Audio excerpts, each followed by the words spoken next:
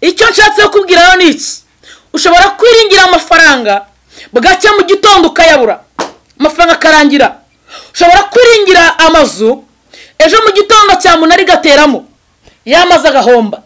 Wakwiringira imodoka bugacya ugakora impanuka. Wakwiringira ubutunzi bwo mu isi bwose bukarangira.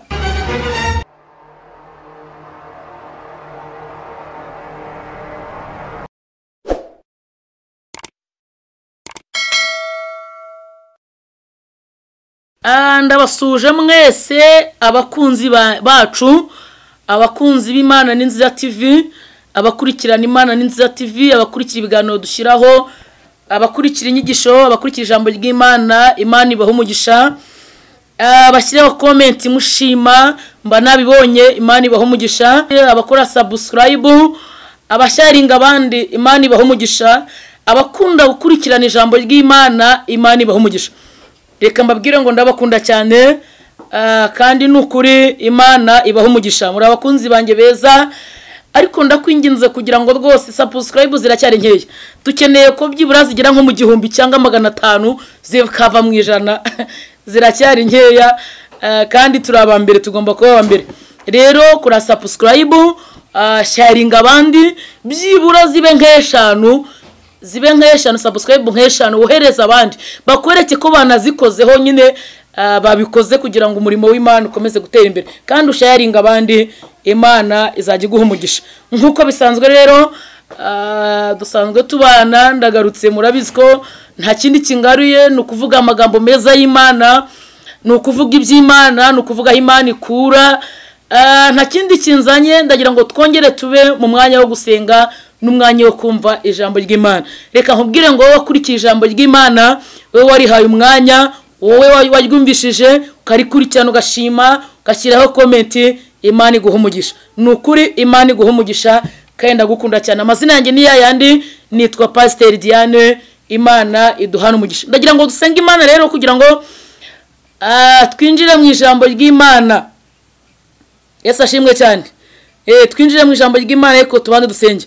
Mana turagushimiye kandi turakubashye, ubwami bwawe nibuze, byishakire mu isi nkuko bikorwa mu ijuru. Tugushimiye kugira neza kwawe, ushimwe ko waturinze, ukaturinda rwose, ukaturindira igihugu n'abayobozi n'abatuyobora, ukarinda abanyarwanda, ukarinda abatuye isi yose. Ubishimirwe. Turagarutse tugiye kuvuga ijambo ryawe, ndakwinginze kugira ngo ngewe ugiye kurivuga ntaba ari njye, ahubwo aba ari wowe. Unyemereye nkubere mikoro, wirangururire, kandi icyo duheje n'imbaraga zose z'abadayimoni mu izina rya Yesu. Uwiteka tuguhaye ikaze kugira ngo utangirane natwe, kandi uze gusozanya natwe. Iri jambo ryinjira mu mitima y'abantu, Uwiteka reka rebera impamba ndetse izabambutsa bajya mu gihugu cyawe. Urakoze kubyumvishije, ngaho nuganze kandi utegeke mu izina rya Yesu. Amina. Nkuko bisanzwe, uyu munsi turaza gusoma mu gitabo cya Zaburi. Turasoma inkuru za Dawidi, cyangwa se Zaburi ya Dawidi.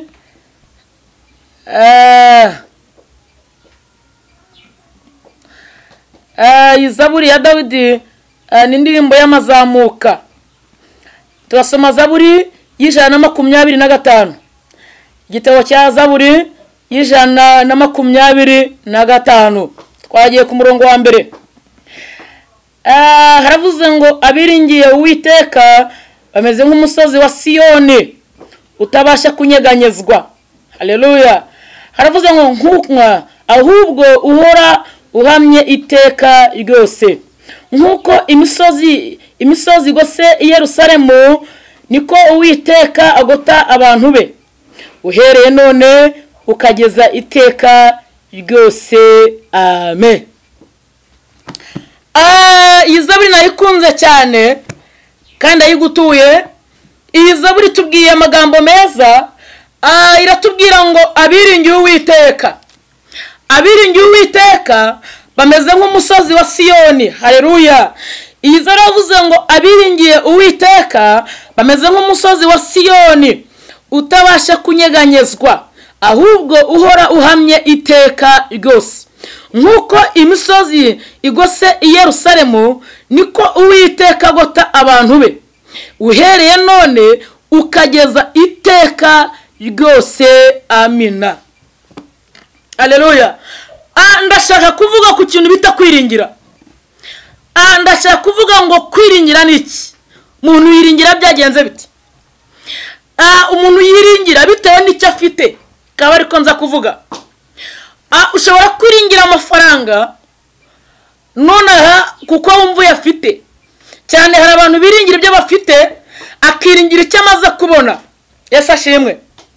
Icyo nshatse kubwira ni iki? Ushobora kwiringira amafaranga bugacya mu gitondo ukayabura. Amafaranga karangira. Ushobora kwiringira amazu ejo mu gitondo cya munari gateramo yamaze agahomba. Wakwiringira imodoka bugacya ugakora impanuka. Wakwiringira ubutunzi bwo mu isi bwose bukarangira. Yesu ashimwe cyane. Wakwiringira famiye kuko uvuka muri famiye ikomeye. Hanyuma bwacya mu gitondo famiye zikaguhinduka. Asifiwe nanone. Haleluya. Wakwiringira icyubahiro bitewe na titire uriho cyangwa se urwego uhagazemo cyangwa se bitewe naho ukora, bitewe naho ukora cyangwa kampani urimo. Ariko mu gitondo ugahaguruka ugiye mu kazi. Imana ishimwe.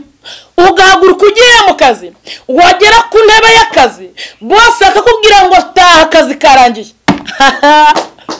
Abo ni abantu biringiye ibyo mu isi ariko bigira iherezo. Yesu ashimwe cyane. Wakwiringira umudamu cyangwa umugabo, kwiringira umwana ariko mu gitondo bigahinduka.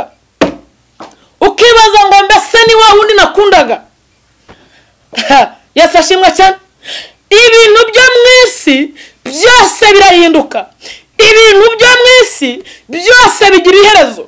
Ariko uwiringiye Imana ntazakorwa n'isoni. Haleluya. Cyangwa mukabyumva neza. Bibiri tubwiye ngo iki?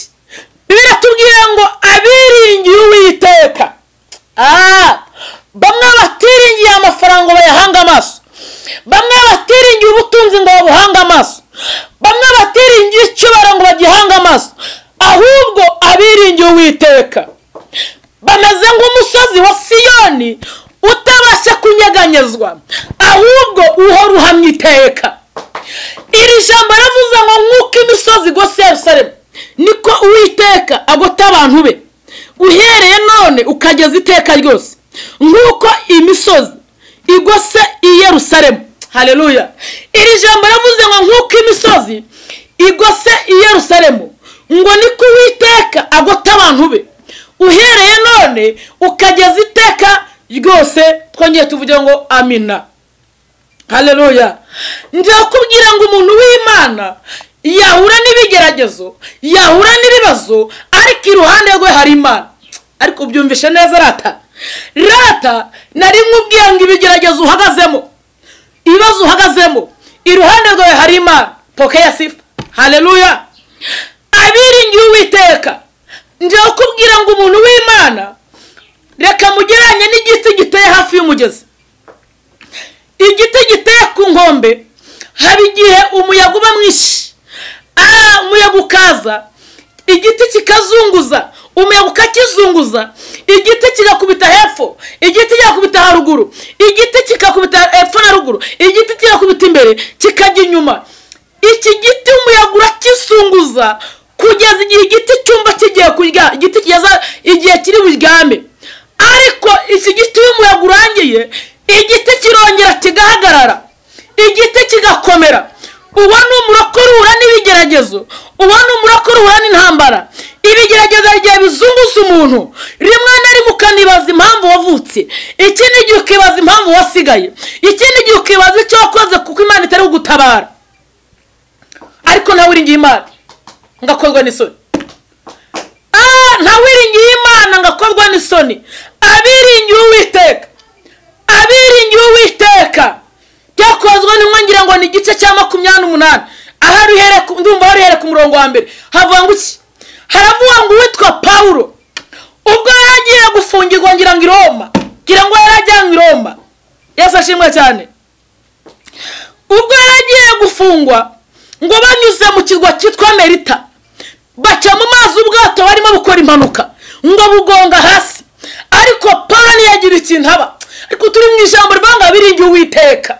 bundi wowe wiringiye bangaye ni bangaye baguhindutse va ku byo wiringiye wiringira Imana amaso yahanga Imana hanga Imana izawukosora ruba ntangiye gufashwa Yesu ashimwe cyane biravuga ngo Pawulo bamaze kuba mu kirwa cyitwa Melita batakiguyemo aba bari bari kumwe ngo bagera ku kirwa cyitwa Melita ngo bene gihugu babagira neza babacanira inkwi byo byakozwe mu magambo rasangamo ngo babacanira inkwi barabishimira barabanezerwa haleluya turi ku ijambo rivuga biringiye Uwiteka Pawulo yari yiringiye Imana Pawulo yari yiseye Imana Pawulo yasengaga Imana Pawulo akiranukiraga Imana nje kubwira ngo ibigeragezo uhagasemo nukiranukira Imana Imana izabigukuramo haleluya Mungu ni Mungu tu haleluya Mana ni Imana paka ya sifa tongeye tuvuga ngo amina Pawulo rero ngo bageze ku kirwa cyitwa Melita ngo bene gihugu babagira neza ariko igitangare ngo hari imvura ndetse n'imbeho batangira gucana inkwi batangira kwengeza umuganda w'inkwi Pawulo ngo atangiye kwengeza umuganda w'inkwi ikiri muruma ku gikonjo cyangwa se muruma ku kuboko ngo bene gihugu babonye ibyo bibaye nje kukubwira ngo abantu baguhinduka wari ubizeye tuza kubyumva neza niba bataraguhinduka wogira amahirwe tugira abantu batubwira ngo pastor ndazaguhamagara akakubwira ngo ejo mwejo uzabona igitangaza uhumura akakubwira ngo ejo rwose nzaguha amafaranga bwacya agahinduka ntayaguhe ariko ngewe ntago nkigira ikibazo niba waraseje ntugire icyuma kandi warabimbwiye ntago nkikugira ikibazo rwose narakubabariye kubera iki uri umuntu bantu mwisi turahinduka rero Yesu ashimwe cyane tugira ukuntu twiyemeza ibyo tutazakora ariko uramenye ntukemeze ibyo utazakora kuko guhiga ntuhigure birutwa no kudahiga Yesu ashimwe cyane kandi ntukemere kuri imirwawe ruvugira ubusa imbere y'Imana ntukemere ko ruhiga ntukemere gucumuza umubiri wawe kuko ibintu byose wagiye uhiga Imana yagiye byandika bivuze ngo rero ukeneye kubohokana n'uwo wagiye ubyemera ntubikore Yesu ashimwe cyane haleluya anyuma rero Pawulo babandi bamugiriye neza bamwe bamugiriye impuhwe bamwe bamwakiriye hamwe ku kirwa Melita haleluya tuva amagambo anejeje ntago nashakaga ariko ndashaka kubwira umuntu wiringiye Imana Pawulo ngo bamwe bamugiriye neza ngo babonye icyo gikuruka ku gikonjo bahindura amagambo baravugana bati nukuri uyu muntu nubwo atagwa mu kirwa cyitwa Melita idacurwa kibera ntimukundira kubaho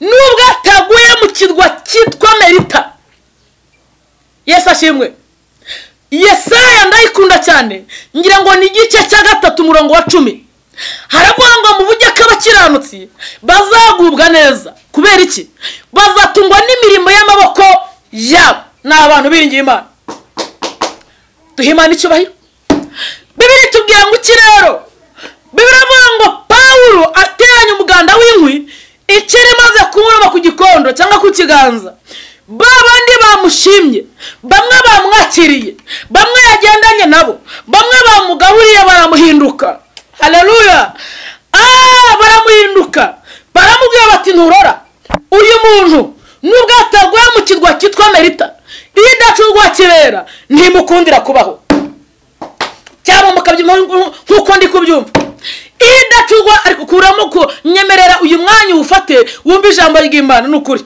uri umunyabwenge kandi warize uri umuhanga ufite byose uri umunyacyubahiro ariko ndakwinginze umwanya mutoya reka twumvire ijambo ry'Imana nukuri ube mavuta numva ndimo numva ni mavuta y'Imana Yesu ashimwe cyane numva ni mavuta yo kuvuga Imana neza Pawulo rero ngo acana inkwi yenyegeza umuriro iki yenyegeje amasengesho Pawulo ngo arasenga ntari ndibanga no gusenga ibanga ryo guhangana n'abadayimoni no gusenga ibanga ryo gukiriza ndwara no gusenga haleluya ibanga ryo kuba mu bigeragezo no gusenga ugakomera wangiza ukiringira Imana tuvuge ngo amen Pawulo ngo acana inkwi ngo yenyegeza umuriro Pawulo ngo yenyegeza umuriro amaze kuyegeza umuriro ngo afata kimwe gikuruka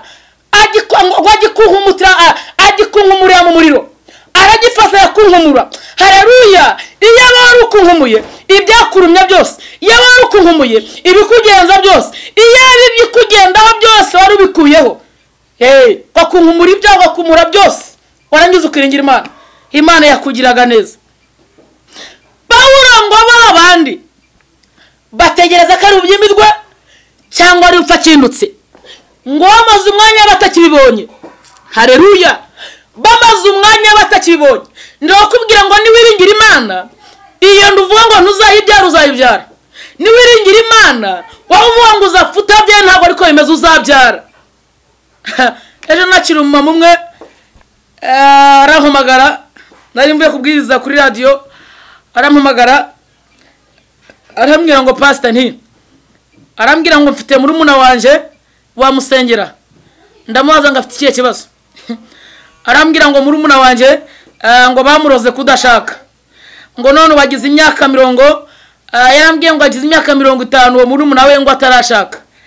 Hanyuma rero arambwira ngo murumuna wanje ngo baramuroze, ngo bamaze kumuroga bamushyira mu mazi, bafata ibyo bamurogesha bita mu mazi, ngo baravuga ngo uko aya mazi atemye ariko abamufiyansa bazajya batemba, ngo batemba bazajya bagenda nkuko aya mazi ari kugenda.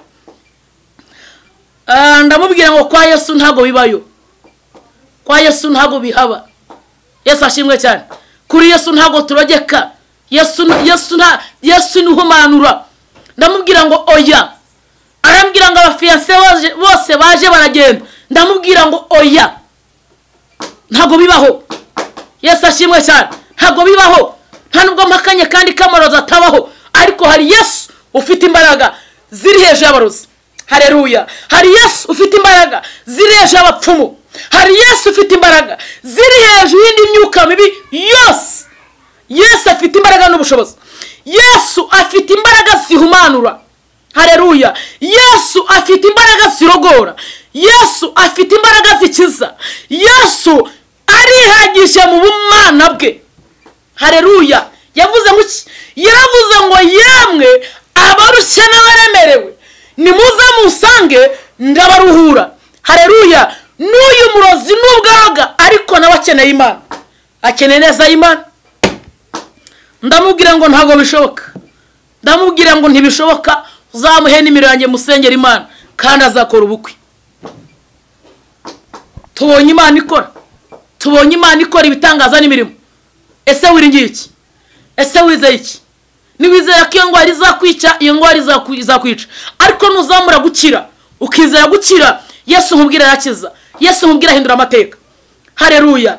Biriya tubwire ngo nuko, shyamba ryavuze ngo nuko abiringiye Uwiteka.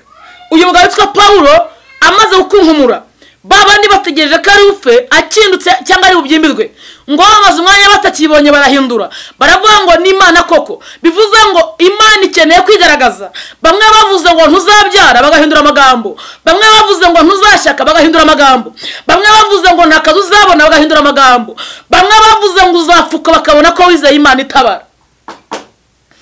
Ese ko wizeye Imana? Wiringiye Imana? Haleluya! Ese ko wizeye Imana? Amina. Wizeye Imana ko? Haleluya! Asifiwe Yesu. Wizeye Imana? Abiringiye abantu barabahinduka, ariko ntugihinduka. Abiringiye abantu barabahemukira, ndetse babahanga amaso bakabakoza isoni. Wowe ntujye uhemuka kandi ntukoze isoni, habwa ikuzo Mana yanjye kuko urabikwiriye. Haleluya! Shimwa Yesu umucunguzi, shimwa Mana yamutanze, shimwa nawe Mwuka Wera wamutumenyesheje. Turavuga ishimwe ryawe, turavuga imbaraga, turavuga imirimo iyo twakubonanye. Haleluya! Haleluya! Abiringiye Uwiteka bameze nk'umusozi wa Siyoni utabasha kunyeganyezwa, ahubwo uhora uhamye iteka. Nkuko imisozi gose ya Yerusalemu niko Uwiteka agota abantu be, uhereye none ukageza iteka ryose. Reka nkubwire ngo iyo kase ntabwo izakwica, iyo diabete ntabwo izakwica, ubwo burwayi bwa sida ntabwo buzakwica. Hari Imana ije gukiza, hari Imana igukuye mu buzima, hari Imana ikuvanye mu bushomeri, hari Imana ihinduye ubuzima, hari Imana ihinduye amateka. icyubahiro. Zamura kwizera uvuga uti ntabwo nzagumuka, vuga uti amateka yanjye arahindutse, vuga uti ntabwo nzakena, vuga uti nanjye nzakira, vuga uti ntabwo nzambara ubusa, vuga uti nzambika abandi, vuga uti ntabwo nzasaba ahubwo nzatanga. Kwizera gufatika. Yesu ashimwe cyane. Kwizera gufatika. Rumashaka kwizera gufatika. Abiringiye Uwiteka. Yesu ashimwe cyane. Ese nshuti yanjye uri kwiringira iki? Imodoka zirarangira, amafaranga arashira, tunzi wa musi burarangira, ariko abiringiye Uwiteka bameze nk'umusozi wa Siyoni. Nta yindi Imana ikwiye kwiringirwa uretse Imana ya Aburahamu, uretse Imana ya Meshake, uretse Imana ya Saduraka, uretse Imana yabanye na Eliya ku musozi Karumeliya iyakije umuriro. Imana ya Daniel yabanye na Daniel mu rwobo rw'intare ikabumba iminwa y'intare. Iyo ni Imana tuzakorera. Warucitse intege, subira ku rufatiro. Haleluya! Subira ku rufatiro. Fatira rw'Uwiteka ruracyahagaze. Niko Pawulo yandikiye Timoteyo. Ramubwira ngo Timoteyo mwana wanjye, urufatiro rw'Uwiteka ruracyahagaze. Twanditseho ikimenyetso ngo Uwiteka haza abantu be. Ndagukundisha Imana, ndagukundisha gusenga. Tangira bataho amagambo meza. Nibashike barakuvumye, nibashike barakuroze, hari yasurogora, hari yasindura amateka, hari yasindura ubusima. Mpamvu tumunambye nuko twamusanze agira neza, twasanze ahindura amateka. Iyo dusanga hadakuba twari kumuvaho, nje kubwira ndi imbere y'Imana, Yesu twiringiye ahindura amateka. Yesu ashimwe cyane. Haleluya. Abiringiye Uwiteka niko ijambo ryatubwiye. Bameze nk'umusozi wa Siyoni utabasha kunyeganyezwa. Haleluya. Wivuga ngo nasenze cyane ko ntasubijwe, none Imana yakora. Ubu nyine none Imana yakora. Wivuga ngo narivuje, nivuje nigize nsengera umuntu umwe. Imana ishimwe cyane. Ntabwo muvuga bitewe nuko ari umuntu ba mu bantu bakomeye, sinangwa kumuvuga ariko ndamwibutse. Yari muri koma, hanyuma ajya muri koma, yari Faisal. Ari muri koma rero dutangira gusenga twizeye. Dusenga Imana ikatubwira ngo baramuroza. Dusenga tumuhamagara amazina, dusenga duhamagara amazina. Ariko wagize kwizera, hamagara akazi kawe, senga wizeye. Uyu muntu Imana yamukuye muri koma, avuye muri koma ntago yabasha kugenda. Ubu arimo aragenda ari gutambuka, ariko Yesu tumufitiye icyizere. Ubundi Yesu ari hagikirago yihagije. Ubundi Yesu senga uramuzi. None se niba umusobanukiwe niki kiguteye agahinda, kiguteye kwiheba, kiguteye amarira, ndaje kubwira ngo humura. Ejo ni heza, Imana ije kuwahindura. Wakwigaragura mu byaha, wijya mu byaha nguraka Imana, witera Imana umugongo. Imana igufitiye imbabazi n'urukundo. Yesu ahindura amateka. Haleluya. Tuvuge ngo amen. Abiringiye Uwiteka bameze nk'umusozi wa Siyoni. Abiringiye Uwiteka. Haleluya. Abiringiye Uwiteka bameze nk'umusozi wa Siyoni utabasha kunyeganyezwa. Haleluya. Nje kubwira ngo iki gitondo cyangwa se yamanywa bitewe n'ahantu uri, wiringira Imana, wizera Imana, subira ku rufatiro, ongera usenge. Ufatiro rw'Uwiteka ruracyahagaze, ufatiro rw'Imana ubu ruracyariho. Haleluya. Wongera wiringira Imana, wongera usenga Imana. Tubonye abantu Imana igire neza, tubonye abantu Imana itabaye, tubonye abantu Imana igaburi, tubonye abantu Imana yambitse, tubonye abantu abiringiye Uwiteka ntago bazapfa gukena, ntago bazapfa gupfa. Abiringiye Uwiteka ntago bazakorwa n'isoni. Abantu biringiye Imana baracurujura hombo, akira gucuza no kunguka. Yesu ashimwe cyane. Mbonye umuntu twarinda umaze gukuramo inda igihe kinini, ukuzi twaje zose zivamo, akira kubyara. Iyo abo rusamuye kwizera, iyo abo rusamuye kwizera n'umufite nonaha, wowe ushaka umwana akira kwizera. Ubwo uri buze kumva ubutumwa uhita uvuga ngo ndizeye ntwaye inda, ndasamye. Yesu ashimwe cyane. Wowe ushaka akazi akira akazi mu izina rya Yesu. Akira akazi, akira akazi. Wamaze igihe kirekire urwaye, akira gukira mu izina rya Yesu. Akira ndi mahirwe ya kabiri, akira. Haleluya. Wowe usenga ukongera bivamo, akira imbaraga zo gusenga no gukomera. Wowe barose mbonye umuntu urwaye amaguru, Imana ikunyeretse urwaye amaguru, nta nubwo uri kubyuka, akira gukira amaguru. Taya binifo. Uri Imana nyamana. Abiringiye Uwiteka ameze nk'umusozi wa Siyoni bakubwiye ko utazashaka, abo ni abantu. Haleluya. Abantu bakunda kugira inkuru bakavuga ngo uzapfa nta nayimbwa wikamiye. Ubundi se yimbwa wayanywa uzakama y'inka, uzanywa y'inka. Ngiye mbisubiremo, uzanywa y'inka. Tuvuge ngo amen. Amagambo bakote ntacyo azagutwara ni wiringira Imana, niko bivuze. Biravuze ngo abiringiye Uwiteka bameze nk'umusozi wa Siyoni utabasha kunyeganyezwa, ahubwo ruhamye iteka. Nta yindi Mana yo kwiringirwa mu byo wiringiraga byose. Umve ko ari impfabusa. Wiringira Imana. Nta wiringiye Imana ngakorwe n'isoni, nta wizeye Imana akorwe n'isoni. Yesu ni byose kumufiti. Yesu ashimwe cyane. Abiringiye Uwiteka bameze nk'umusozi wa Siyoni utabasha kunyeganyezwa, nkuko imisozi igose Yerusalemu niko Uwiteka arinda abantu be. Ubutitani babaze gucika intege, abandi nabo bagisenga, ukaba uvanga abantu barandoze amafaranga ukayamarira mu bapfumu ntacyo bazakumarira. Nkunda kuvanga ahantu haba Imana itavuga, ntabwo ngiye byakunda, nta nubwo najyayo. Imana idakora. Yesu ashimwe cyane. Imana imeze nk'iyi Dagoni yararanye n'isanduku y'Imana, isanduku y'Imana ikamenagura ya Dagoni, ngo bagasanga Dagoni yahirimye. Tuvuge ngo amen. Ntacyo bimaze ibyo ngibyo. Abantu bakora mbese, abantu biringira abantu bajya mu bapfumu, kahungira ngo amafaranga yose uri kuyajugunya. Yesu ashimwe cyane. Uri kuyajugunya. Tubonye abantu Imana yahaye abana kuko biringiye Imana. Tubonye abantu Imana yahaye akazi kuko biringiye Imana. Wa mukobwa we wo gutanga ruswa kugira ngo ubone akazi, kuryamana no kuvuga ngo muryamane kugira ngo ubone akazi, mureke senga Imana yizere usabona akazi mutaryamanye. Nukuri usabona akazi. Munyamasengesho uri kunyumva, muvuga butumwa mushumba, hagara mu mwanya wawe. Imana yaguhamagaye izagutunga. Imana yaguhamagaye ntizemera ko usonza, ntabwo izemera kuzicwa n'inzara. Gendera mu buntu bw'Imana rero. Genda neza kandi ukiranuke, kandi twongere dukizwe. Twongere tugaruke mu nzira y'Imana. Yesu ashimwe cyane. Abiringiye Uwiteka bameze nk'umusozi wa Siyoni utabasha kunyeganyezwa. Mbese muri minsi wiringiye iki?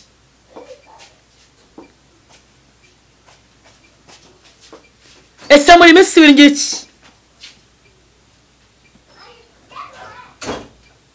Wiringiye iki? Yesu ashimwe cyane. Aya magambo ari muri Zaburi nayo nayakunze, ngira ngo ni Zaburi 124 murongo wa 6. Haravuga ngo hashimwe Uwiteka utaratanze ku imihigo y'abahizi, taradutanze menye y'abahizi. Hashimwe Uwiteka babaye mu ruhande rwacu. Tuvuge ngo amen. Nje kubwira ngo rero Imana iragukunda, Imana ikwitayeho. Nukuri Imana igufitiye imbabazi n'urukundo, ariko wongera usenga Imana, wiringira Imana nshuti yanjye. Nje kubwira ngo ibyo wakwingira byose ni ubusa, ariko ni wiringira Imana ntabwo Imana izagukoza isoni. Ni wizera Imana ntabwo Imana izagukoza isoni. Nusenga Imana ntabwo Imana izagutererana. Ndagira ngo dusenge Imana. Jambo ryatubwiye ngo iki? Ryatubwiye ngo abiringiye Uwiteka bameze nk'umusozi wa Siyoni utabasha kunyeganyezwa, ngo ahubwo uhora uhamye iteka. Abiringiye Uwiteka n'abantu biringiye Uwiteka. Wakwiringira mugenzi akaguhinduka, wakwiringira abakomeye bakaguhinduka, wakwiringira amafaranga bwacu akaguhinduka. Naherekaye mbivuga, umuntu yakubwira ngo ndaguha amafaranga akabigusezeranya, cyangwa ngo ndaguha akazi akabigusezeranya, akakubwira ngo saa 10 wongere umpamagara, byagira saa 9 n'igice telefone igacamo, wagira saa 10 telefone igacamo, byagira saa 10 n'imwe akayikuraho. Kandi wari umwirengeye, ariko wiringiye Imana ntazakorwa n'isoni. Yesu ashimwe cyane.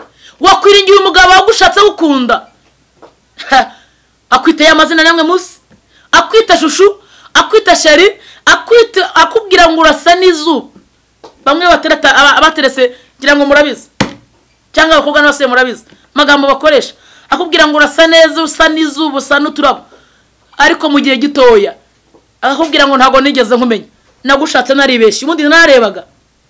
Uwo ni umuntu. Ariko wiringiye Imana ntabwo azakorwa n'isoni. Wiseye Imana ntazakorwa n'isoni. Nari nkubwiye ngo rero ibyo wakwingira byose byaba impfabusa, ibyo wakwizera byose byaba impfabusa, ariko ni wiseye Imana ugasenga Imana. Nakubwiye ngo ubuhanuzi ntabwo buvanze. Ni wiseye Imana ugasenga ntabwo Imana izagukoza isoni. Kabiri nusenga Imana, urwo rugo rwawe uzarwubaka neza. umugisha ntawe uzawugutwara. Imana izaza yivange mu byawe kuko wizeye Imana. Akazi ufite ntukishingikirizeho, ahubwo wishingikirize ku Uwiteka. Haleluya. Ibyo Imana yaguhaye, amafaranga yaguhaye, icyubahiro Imana yaguhaye, ntibigutere gutera Imana umugongo, ahubwo bigutere kwishingikiriza ku Uwiteka. Haleluya. Akazi kazo uhagazemo nikagutere gutera Imana umugongo, ahubwo bigutere kwishingikiriza ku Mana, bigutere kongera kwiringira Imana. Wumva ko nta bindi byo kwiringirwa uretse kwiringira Imana yo mu ijuru. Abiringiye Uwiteka. Tugiye gusenga Imana. Abiringiye Uwiteka bameze nk'umusozi wa Siyoni utabasha kunyeganyezwa. Mbese muri minsi wiringiye iki? Ese ntiwiringiye? Tugira abantu bagiye biringira akavuga ngo nasenze ngo barampanuriye ngo ariko sinasubizwa. Ngo barampanuriye ngo ukuntu nagiye ngo kakana kabakampanurira ngo ariko sinasubijwe. Abandi bakavuga ngo abakozi Imana bateka mutwe. Oya, uzi impamvu yabiteye? Wiringiye ubuhanuzi ariko ntiwiringiye Kristo umwana w'Imana. Kandi wiringiye Imana hagaza kurwana isoni. Yesu ashimwe cyane. Ndayahubwira ngo rero va mu byo wari wiringiye, va mu byo rushikirijeho, ushikiriza Uwiteka. Imana nyiringabo yiteguye kugira neza. Ubwo burwayi maranye igihe Imana ije kubukuraho. Ibibazo umazemo igihe Imana ije kubihindura. Izo ntambara ufite mu kazi Imana iri kunyereka, Imana irazikuraho, ariko wiringira Imana kandi usenga Imana. Yesu ashimwe cyane. Abiringiye Uwiteka bameze nk'umusozi wa Siyoni. Mbese muri minsi uri ni iki?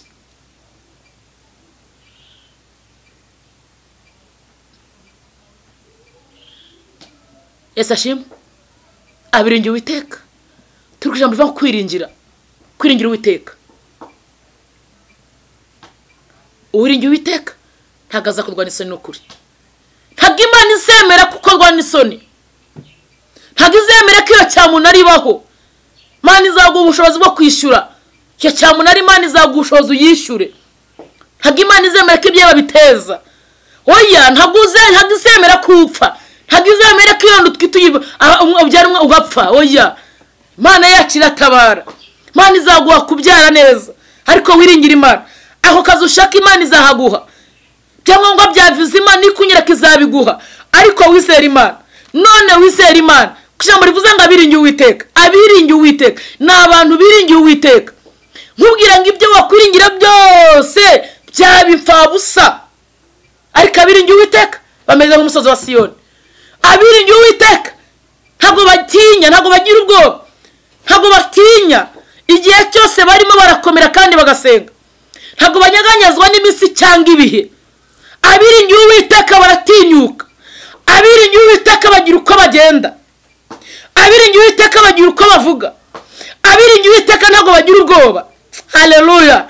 Abiringiye Uwiteka bameze nk'umusozi wa Siyoni tutererebo, utabashe kunyeganyezwa, ahubwo uhora uhamye iteka. Mbese wiringiye iki muri minsi? Wari wiringiye iki? Reka mubaze ngo ni bangahe wiringiye bakaguhinduka? Ni bangahe wiringiye baguhaye wiringiye uzi ko rwose bikunze bwaca bakaguhinduka? Babarire, nabo ni abantu. Haleluya. Babarire. Wiringira Imana. Wongere wiringira Imana. Wongere wizera Imana. Wongere usenga Imana. Ndakubwiza ukuri ko nta wasenze Imana ngo Imana imukoze isoni. Nta wasenze Imana ngo Imana imutererane. Nta wasenze Imana ngo Imana imwibagirwe. Imana yiteguye kugira neza. Abantu tumaze iminsi turi kumwe ko ku kiganiro cya mbere cyatambutse twize ku magambo ya Hezekiya. Burya Imana yagire neza Hezekiya ikamwongera imyaka yo kubaho.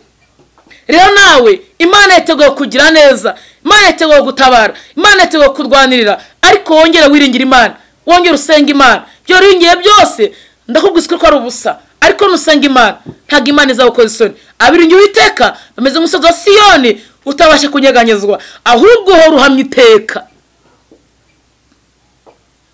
Nigeze nk'undi Zaburi ya 91 ngira ngo Zaburi ya 91 nayo nayikunda cyane.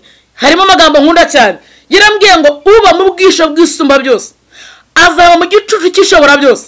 Haleluya. Ngo uba mu bwisho bw'isumba byose azaba mu gicucu cy'ishobora byose.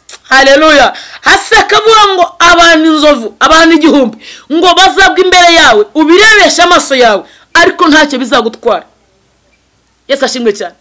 bivuze ngo umuntu wiringiye Imana ntago azabura guhura n'ibigeragezo, ariko niyisera Imana, Imana izamutambutsa akemwe ibyo bigeragezo. birashobora ko umukiranutsi yahura n'ibibazo cyane rwose, ndanabyemera. umukiranutsi w'Imana yasonza bakanamusohora no mu nzu, Imana ikabyemera, ariko nubwo bigenze uko Imana ibibyibuka, kandi Imana ntikurekeramo. bivuga ngo iki? Yavanga amakuba n'ibyago y'umukiranutsi ni byinshi, ariko Uwiteka amukiza muri byose. inshuti y'umusaraba rero, ndagukundisha gusenga, ndagukundisha Imana iki gitondo cyangwa aya masaha bitewe n'ahantu uri.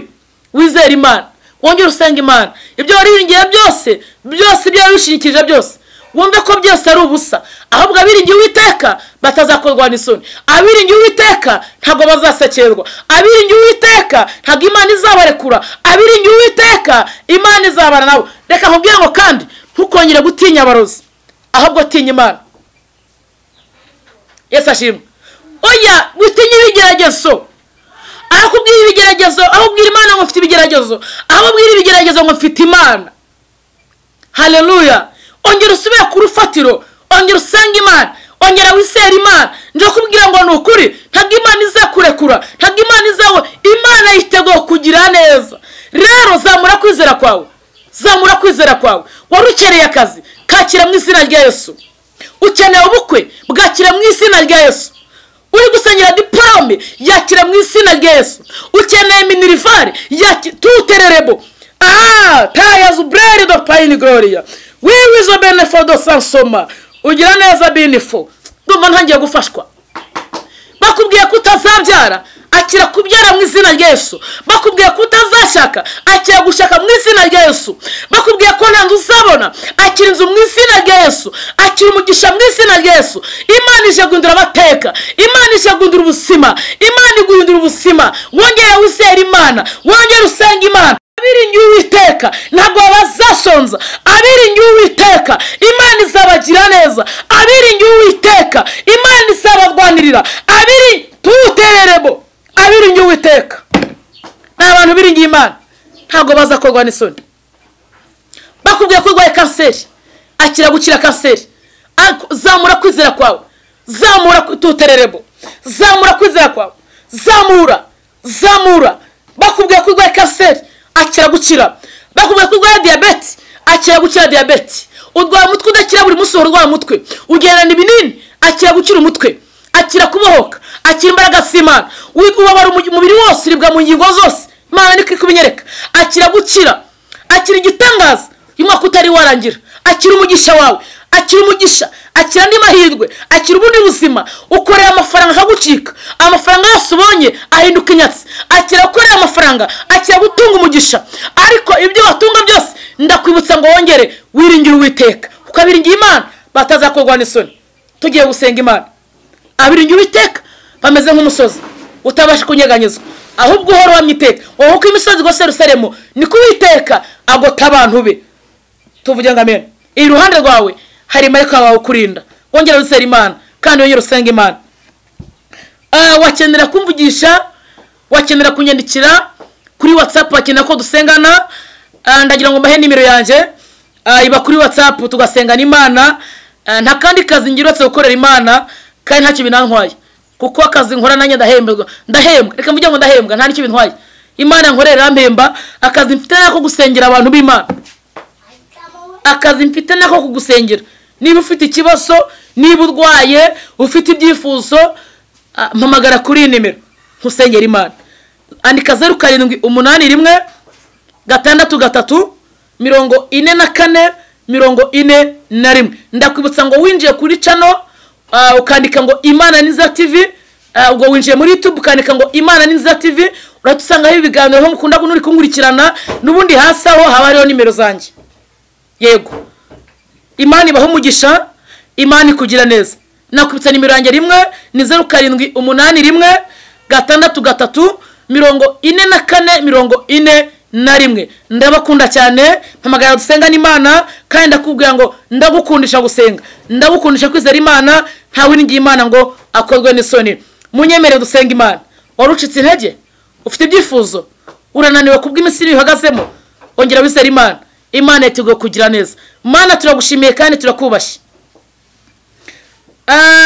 Izina ryawe nirihabwe icyubahiro. Turagushimiye wowe wabayeho isi itararemwa, ni wongere wamamare. Yesu umwana w'Imana, turagushimiye kubw'ubutumwa wemeye ko butambuka. Ndakwinginze ngo ubuherekeze, bwinjire mu mitima y'abantu bugira icyo bukora. Uwumva buno butumwa arwaye akire, ubwumva ababaye asubizwe nawe, ubwumva ruhijwe n'umubiri kubw'uburwayi umukize.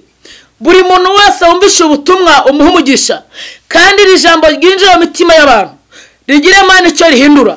Abiringiye abantu bakabahinduka, bakaba ari kwitotoma kubw'abantu biringiye. Ubagirire neza kandi ubahe umutima wo kubabarira. Mu izina rya Yesu Kristo, umuntu wese wumvishe ubutumwa umuha umugisha. Turagushimiye kubanye natwe, turagushimiye kutugiriye neza. Ngaho nunyemere uganze kandi utegeke.